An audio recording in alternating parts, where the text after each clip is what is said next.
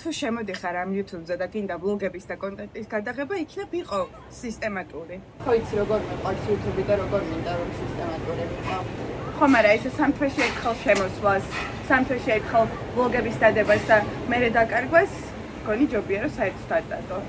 უბრალოდ იმდენი საქმე მაქვს და იმდენ პლატფორმას მართავ რომ ვეღარ ვახერხებ ამდენი რესურსის ჩატებას. მაშინ იმედი ვიქონიოთ რომ შენ YouTube გამომწერებს ისევ უყვარხარ და არ გაგიბრაზდებიან, როცა ისეთი არასტაბილური ხარ ამ მაგრამ გამომწერებს დავპირდები რომ ნელ-ნელა უფრო სერიოზულად ვიმუშავებ YouTube-ზე. გამარჯობა ჩემო საყვარელ ადამიანებო, როგორ ხარ? აკით მე მე ახმარება მჭირდება მეგობრებო, არ ვიტყვი დეტალებს, ძალიან სერიოზული გეგმები გვაქვს YouTube-თან დაკავშირებით, ხო და სერიოზულ YouTube-ზე რომ ვიფიქროთ, მაღალი ხარისხის YouTube-ზე, რა იქნებოდა თქვენთვის საინტერესო და როგორი კონტენტი გაგიხარდებოდათ ჩემგან და არა მხოლოდ. ბათუმში ვარ, გავეტაროთ დრო ერთად. ძალიან მომენატრეთ, ძალიან ბევრი მაქვს საჭირო.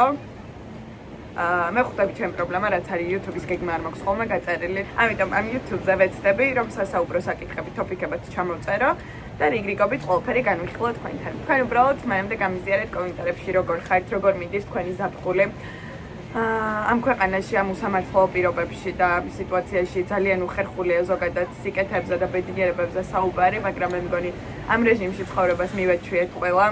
უბრალოდ მინდა რომ ერთიან ბედნიერ და ევროპულ საქართველოში ვიცხოვროთ ყველა და ამიტომ YouTube-ზე რადგან იშვიათად შემოვდივარ, TikTok-ზე და Instagram-ზე სულ საუბრობ ამაზე, ამიტომ ჩემს ბლოგებში აუცილებლად იქნება პატარა მონოლოგი ამ საკითხთან დაკავშირებით, იმიტომ რომ ჩემმა YouTube გამომწერებმაც მინდა იცოდეთ ჩემი პოზიცია წინა ბლოგებში შეცდომა და უშვი ამაზე რომ არ ვისაუბრე, ის ვერ გავთვალე რომ ყველა ვინც აქ მყავხართ, TikTok-ზე და YouTube-ზე არ მყავხართ, ამიტომ არ გეცოდინებოდეთ ჩემი პოზიცია. ხო და კიდევ ერთხელ განმეორდი. და მოდი პორტუგალიაში ვიყავით და ასევე ბარსელონაში ვიყავით მე, გიო, სალომე, თემი და ჩვენი რამდენიმე მეგობარი გავატარეთ საუკეთესო დრო, მეგობრებო, პორტუგალია ისეთი ლამაზია, აი აქ ჩავსვამ მონაკვეთებს.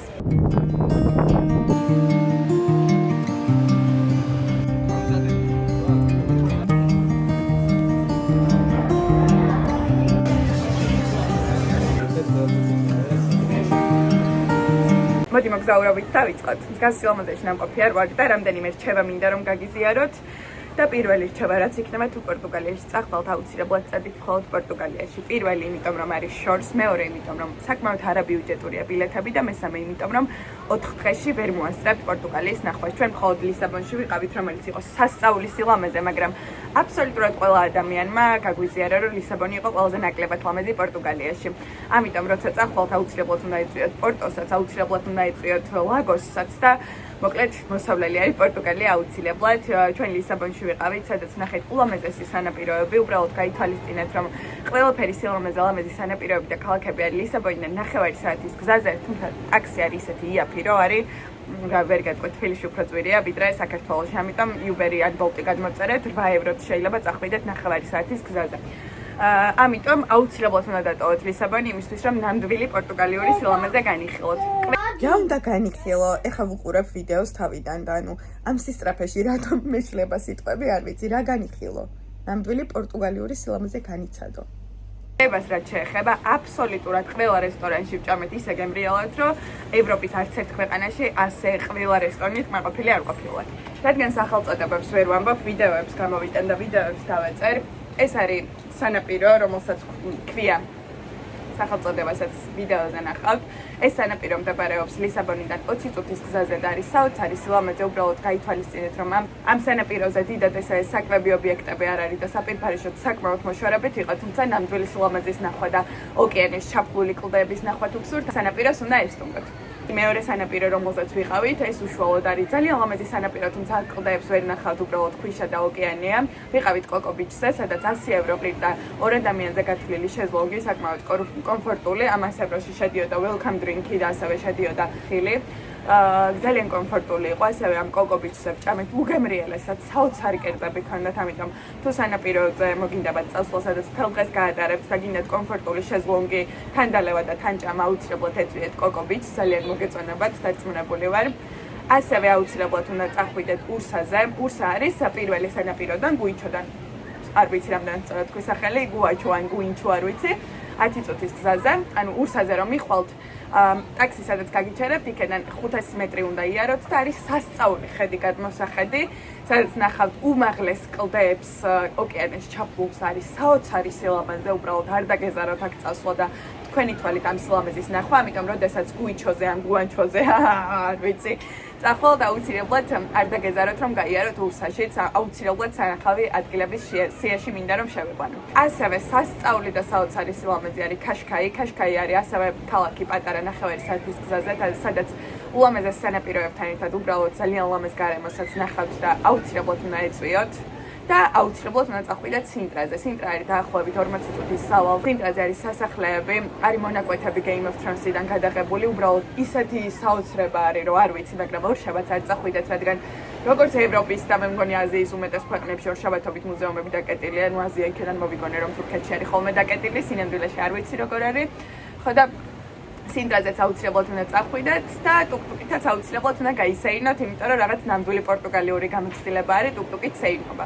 ასევე პორტუგალიასთან დაკავშირებით სამწუხაროდ რესტორნების სახელები არ მაქვს შენახული, მხოლოდ ერთადერთია ბოა-პაო, რომელიც გამახსენდა სახელწოდება, აი ყველგანი საგემრიელად ვჭამეთ მეგობრებო, რომ მე არ მეხსენდება ევროპის ქვეყანა, სადაც ყველა რესტორანში გემრიელად მივირთვის საჭმელი. ეს იყო რაღაც სასწაული გასტრონომიული გამოცდილებაც, ამიტომ პორტუგალია ჩემგან უდიდესი რეკომენდაცია და ესპანეთის შემდეგ უკვე მეორე ქვეყანაა, რომელიც ყველაზე მეტად მიყვარს. ბიუჯეტური არ არის, მაგრამ ლისაბონში შესაძლებელია ყველანაირი საფასო კატეგორიის სასტუმროს, Airbnb-ის, საკვები ობიექტის და პლაჟის ნახვა. Ჰაიდე! ლისაბონის შემდეგ გადავედით ბარსელონაში, ფრენა იყო დაახლოებით საათნახევრიანი და მე მგონი ერთი ადამიანის ბილეთი ღირდა 80 ევრო, თუ სწორად მახსოვს, თუმცა ეს მაინც დამოკიდებულია ბადაზე, როდის იყიდით, რამდენი ხნით ადრე და ასე შემდეგ. ბარსელონაში ვიყავით წასული კენდრიკის და SZA-ს კონცერტის გამო. არ ვიცი თქვენ როგორ ეძახით თვითონ თავის თავს SZA-ს ეძახის, მე ზოგადად SZA-ის ვეძახი. კენდრიკის კონცერტი იყო ჩემი მესამე გამოცდილება, თუმცა მესამე არა მეორე. პირველად ვიყავი გერმანიაში და იყო სასწაული, საუკეთესო, ყველაზე კარგი. მეორე კონცერტი იყო ამსტერდამში ტრევის სკოტთან ერთად, მაგრამ მე და ჩემი ქმარმა გადავწყვიტეთ, რომ შუა დღეს ცოტა დაგვესვენა და დაგვეძინა და კონცერტზე ვერ წავედით და ეს იყო მესამე, რომელიც ასევე იყო სასწაული.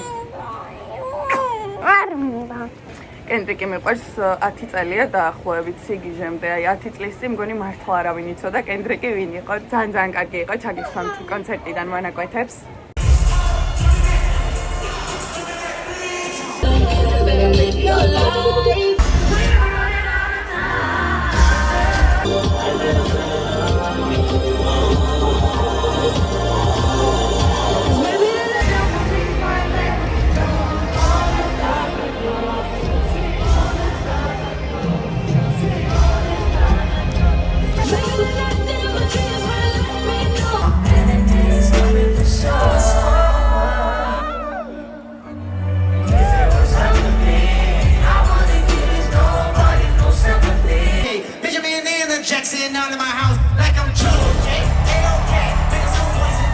და ასევე ბარსელონაში ვიყავით ლაროკას აუთლეტში. ბარსელონას აუთლეტი ერთ-ერთი ჩემი საყვარელი არის მილანის და ფლორენციის აუთლეტის შემდეგ. ტიტესთვის შევიძინეთ რაღაცები, ბაღისთვის მოვამზადეთ. ისეთი ფასდაკლებები იყო მეგობრებო, ისეთი რომ მართლა შოკში ვიყავი. მე პირადად არაფრის ყიდვა არ მქონდა გეგმაში, მაგრამ რაც მაღაზიებში 200 ევროიანი ნივთები 38 ევროთ იყო და ვიყიდე ულამაზესი კაზაჩოკები, რომელშიც 37 ევრო გადავიხადე და ქუსლი, რომელიც ასევე 40 ევრო ყიდდა. სამწუხაროდ ფოტოები არ მაქვს და ეს ნივთები თბილისში გავგზავნე, რომ ჩამესვა და მეჩვენებინა, მაგრამ აუცილებლად გადავიღებ კიდევ ერთ ვლოგს და იქ გაჩვენებ რები შევიძინე. კლეთ ძალიან კარგი წასვლა, გასვლა გამოგვივიდა, ნუ მეგობრებთან ერთად ყოველთვის საუკეთესოა, განსაკუთრებით იმ მეგობრებთან ერთად, ვინც ერთ აზრზე ხართ და ერთნაირი გართობა და ერთნაირი ცხოვრების წესი გაქვთ. ყავე დავლია და ახლა ჩავდივარ სავარჯიშოთ. ზოგადად ჩემი ცხოვრების წესში. კი, წაგიყვან. ზოგადად ჩემი ცხოვრების წესი ბოლო პერიოდში ძალიან შევცვალე და ყოველდღიურად ძალიან დატვირთული ვარ ფიზიკურად. ოღონდ თქვენ არ ფიქრობთ, რომ ძალიან ჯანსაღ ცხოვრებას ვეწავი, კალორიებს ვითვლი და ასე შემდეგ. არა, უბრალოდ ვცდილობ ყოველ დღე 1 საათით ვიბერტიშვი ან ვირბინო, იმიტომ რომ ძალიან მჭირდება ფიზიკური აქტივობა და დარღვევა იმისთვის, რომ ღამე კარგად დავიძინო, მაგრამ ჭამით ვჭამ აბსოლუტურად ყველაფერს. ჩემს მენტალურ ჯანმრთელობასაც ეხმარება. ზოგადად არასდროს მეგონა, რომ ვარჯიში შეიძლება და ჩემი ცხოვრების წესი გამხდარიყო და გულით შემყარებოდა და მართლა მიყვარს მეგობრებო და უბედნიერესი ვარ უბრალოდ ამას რომ მივახციე. სოლომონები ვიყიდე, იმედი მაქვს სწორად ვამბობ, სხვა შორის ფეხი მაქვს 37.5, 38 და ეს 39 რატომ მაცვია, არ ვიცი, სხვა პატარა მქონდა. აი და ონის ყიდვა, იმიტომ რომ ჩემი ქმარი შეიშალა და მთელი ჩემი სამეგობრო მის კომფორტულობაზე, მაგრამ დიდად არ მომეწონა. ჩემი ქმარი არის გიო და შენი მამიკო. ხო და ამიტომ ისევ ამაზე შევაჩერი არჩევანი, იმიტომ რომ ყველაფერში გამომადგება და თან ლამაზი ფერია, ყველა ბოტასი თეთრი მქონდა, სავარჯიშოც და ისეც და მიხარია რომ ის ფერი და ტიტა მიცით რა იყიდა. ანუ ჩემი საყვარელი პუმას ფიტკეტები, რომელიც მე ვერ გამოვიყენე სამწუხაროდ, იმიტომ რომ არის ძალიან დაბალ ძირზე და რაღაც ვერ მოვიხდინე, მაგრამ ამაზე კომფორტული ფეხსაცმელი არ მქონია და ტიტესაც 2 დღეა გაუხდელა დაცვია. ხო მოგწონს და კი, წავედით, ახლა უნდა ვივარჯიშოთ მე და ტიტემ და აუცილებლად დაგიბრუნდებით. ესეც ამინდი ბათუმში. და უბრალოდ მინდა გაჩვენოთ რა დამართეს გონიოს და რა კატასტროფულად გამოიყურება უკვე აქაურობა, ყველგან მშენებლობა. აქეთ ამხარეს საერთოდ გვიკარგავენ ხედს. კიდევ კარგი რომ ზღვის ხედი ჯარჯარობით მაქვს. მიმყავს ყველა ბავშვი. ხო, ყველა ბავშვი მეავდივა. ავედით. ავედით. ასევე რაც მიყვარს ჩემს კორპუსში ყველაზე მეტად არის ის, რომ ღია აუზიც აქვს დახურულიც, ტრენაჟორების დარბაზიც აქვს, საუნაც აქვს. და ჭკვს არის ზედმეტად კომფორტული გუნიწყდება. აქედან თბილისში რო ჩავალ რო აღარ გამხდება ეს სიკეთეები. ჩემს კორპუსსაც უნდა ქონოდა თბილისში აუზი და ტრენაჟორები, მაგრამ ამდენი წელი გავიდა და ჯერ ვერ მივახლოვდნენ დასასრულს.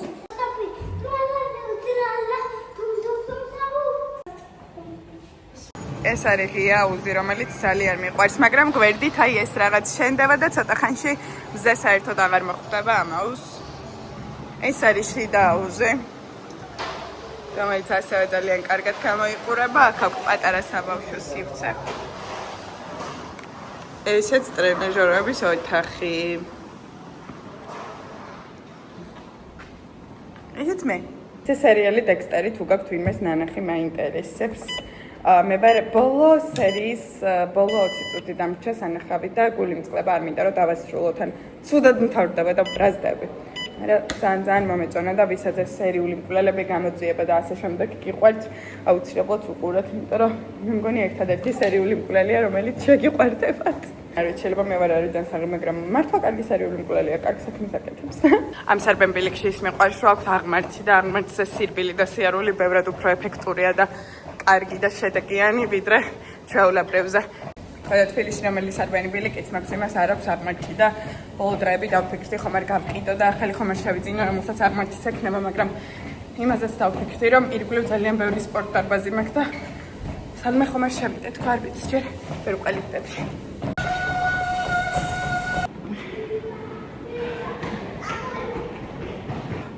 ამაშვება აღმართი.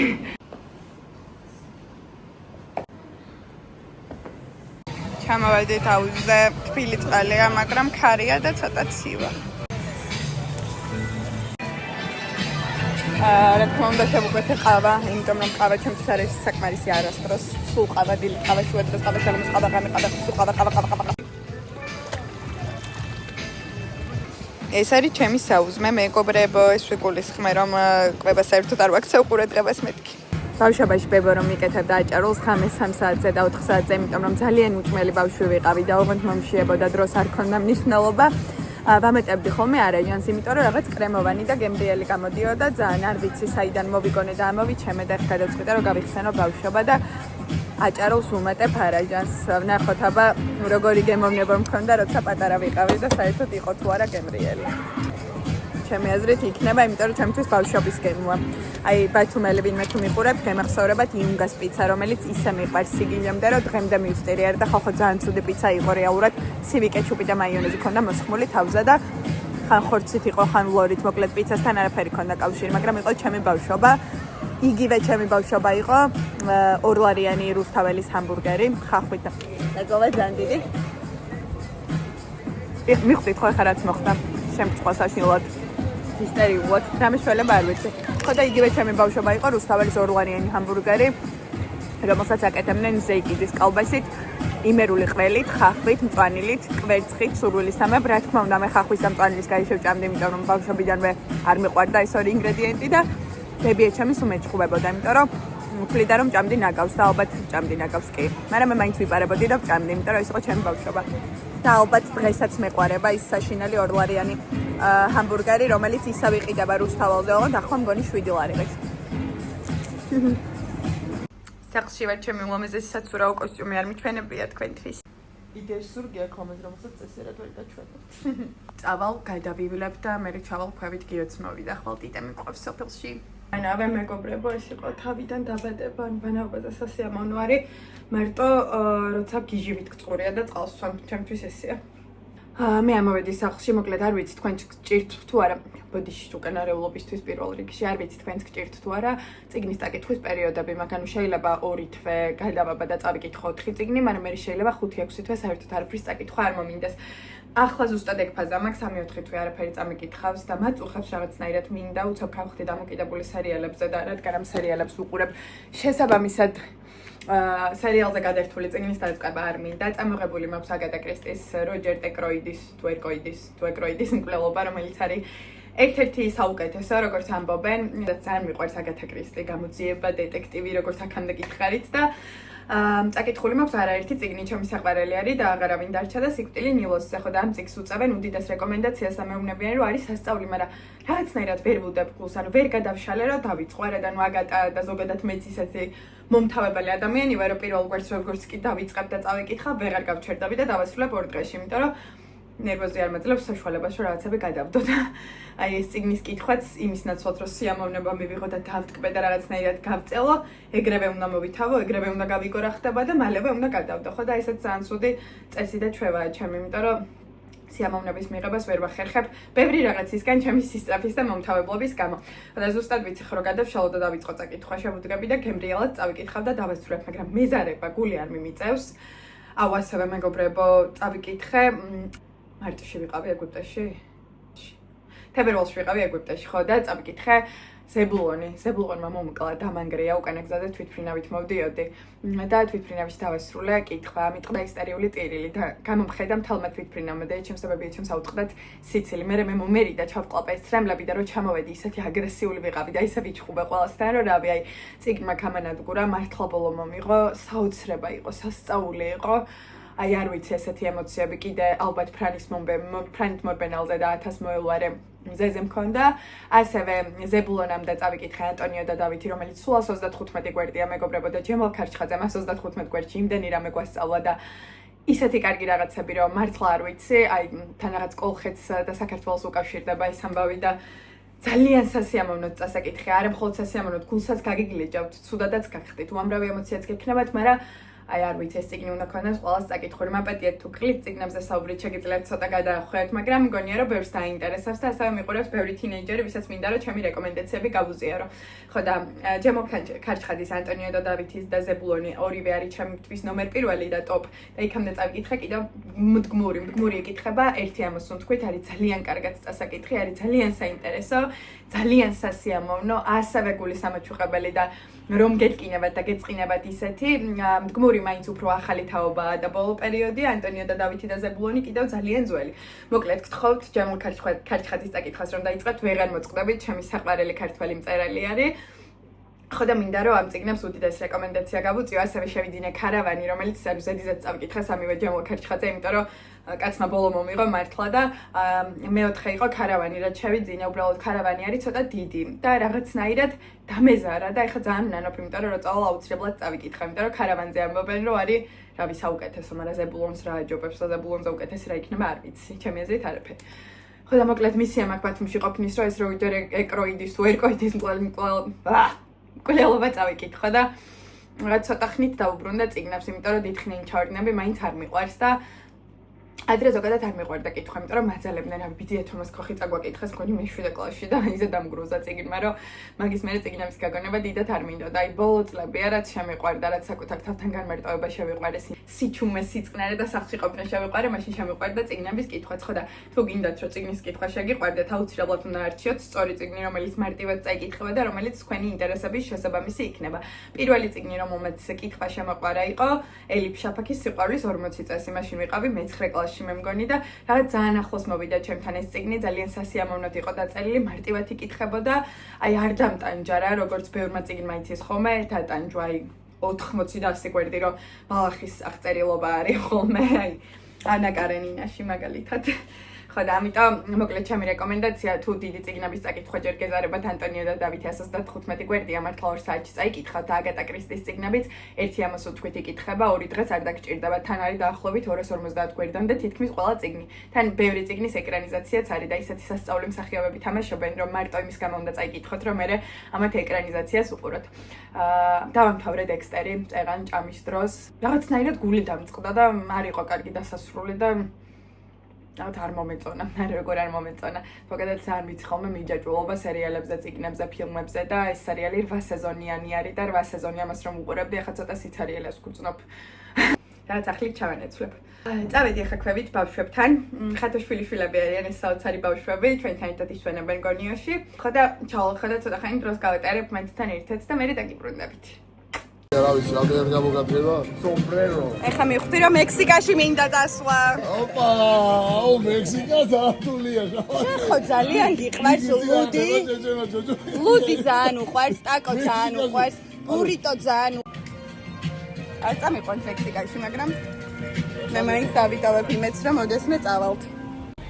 ქვევით ვიყავი ბავშვებთან ერთად ბრუნდების სახლში მეგობრებო დღეს მგონი განსაკუთრებული აღარაფერი მოხდება აქ საინტერესო და მხვალ დაგიბრუნდებით როცა ტიტეს წავიყვანთ სოფელში გაჩვენებთ ტიტეს სოფელსაც და მე დაგემშვიდობებით თორემ ძალიან გამეწელა უკვე 20 წუთი დავამონტაჟე თქვენ მგონი ჩემი უსიმპათიურეს მეუღლეს არ გინახავთ დიდი ხანი ნახეთ რა ფორმაშია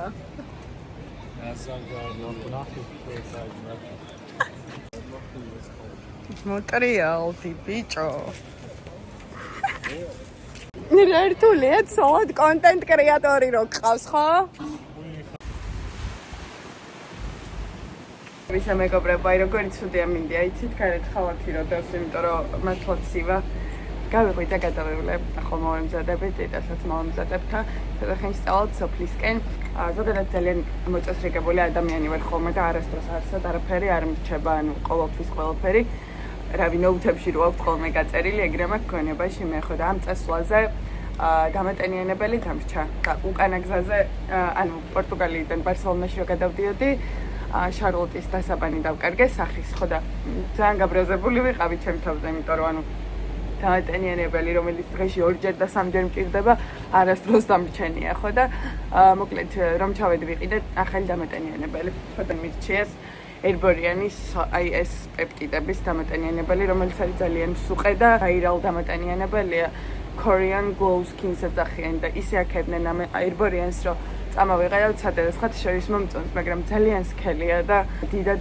ამდენად სქელი დამატენიანებლები არ მიყვარს თუმცა მთელი დღე მიმყვება და იტენიანებს და თან glow effects-ს არ მიჭებს არ ვიცი ამ ნაცრის ფერტეს რამეს თუ ხედავთ დასაბანით ერბორიანის ვიყიდე ოღონდ ვიყიდე ორნაირი ვიყიდე ზეთოვანიც და ვიყიდე ბალმიც იმიტომ რომ ეს კორეული მეიქაპის და სკინქეარის მთავარი საიდუმლო ხო ორმაგი წმინდა და ორმაგი დაბანაა ხო და ეგეც ცადე და ამ ეტაპზე ჯერჯერობით სულ 3-ჯერ გამოვიყენე და ამ 3 გამოყენებაში ძალიან კმაყოფილი ვარ თვალებს არ წვავს და იდეალურად მომეშორა ყველაფერი რამე თუ მოსაშორებელი იყო ამიტომ შემდეგ ბლოგში კიდევ უფრო კარგად გაგიზიარებ ასევე მინდა გითხრათ რომ Rode Splash ისევ სიგიჟემ მიყვარს და ჩემთვის საუკეთესოა თავისი აპლიკატორით თავისი მინიმალისტური ზომით თან რა მეგობრებო 1 წელია მაქვს და ნახევარზე არ ვარ მგონი ჩასული და ძალიან მომეწონა ასევე Atelier Bestman-ის Blush-ი რომელიც ერთი თვის წინ შევიწინე და ისეთ ძალიან კომპაქტური ანუ შეფუთვა ბევრად უფრო ხარისხიანი და კარგი აქვს ვიდრე Rode-ს და ფერებიც ძალიან კარგი აქვს სხვათა შორის და პიგმენტიც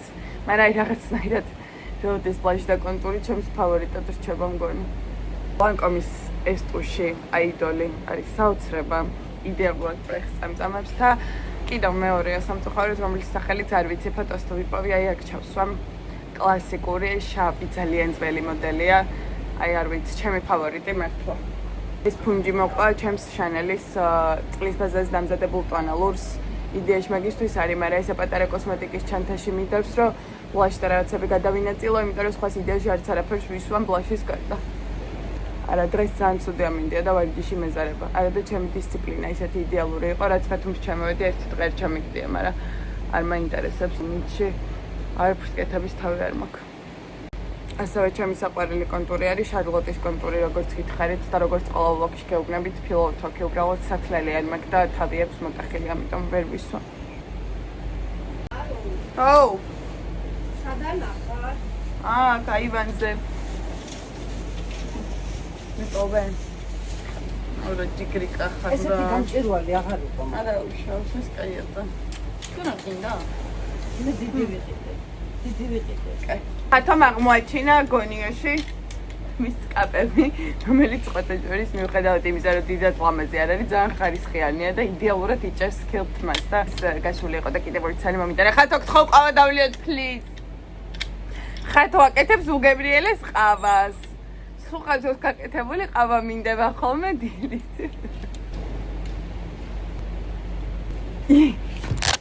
ვაიმე. მე ესე ჩავიცვი. კომბინეზონი არის თავისი კაბით ლულემონის ჩემი იდეალური სალატიშო სეტი განსაკუთრებით ჩოგბურთისთვის, მაგრამ არის ზე კომფორტული, ამიტომ ეს ჩორგლაზე წასასვლელად ჩემი აზრით არის იდეალური. ჩამოვიყვანეთ ტიტეს სოფელში, ტიტეს სოფელი არის დიდაჭერაში, ტიტეს რეგიონის ბაბუს სოფელი არის და ხაფო ისეთი სილამაზეა და ისეთი გარემოა, რომ შეიძლება შეიშალოთ. ანუ სახლის აივანზე გამოდიხართ და შეგიძლიათ მოწყვიტოთ ვაშლი. ეზოში რო გაქვთ წყარო, საიდანაც ყველაზე გემრიელი წყალი ისმევა. და წინ ესეთი ხედი. აქ ქლიავი იზრდება. მე როგორ მიყვარს ეს აკვანი არის ისეთი ეს გადასაკეთად გვაქვს ბავშვებისთვის. ეს აკვანი ისეთი ძველია და ისეთი კარგი რო არ ვიცი. ყველაზე მეტად მიყვარს ძველი სერვისები, გიოს ბებოს ყველაფერი შენახული ქონდა. ეს მატრიოშკებიც. მინდა გაჩვენოთ ასევე ხედის საძინებლიდან. აუ ნახეთ, გთხოვთ ხალხო, აჭარა არის მართლა საოცრად ლამაზი უღმერთოდ. ყველგან რო რაღაც იზრდება, ნამდვილი ბუნების შეგრძნება თუ გინდა, ისაც სოფელში უნდა წამოხვიდე. ყველაფერი მიყვარს და მომწონს ამ სახლის ეს რა თქმა უნდა, ტენისის მაგიდაც. ხეთ რა კარგია.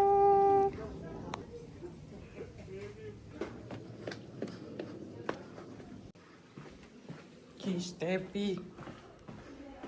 ესეც პირველი სართული.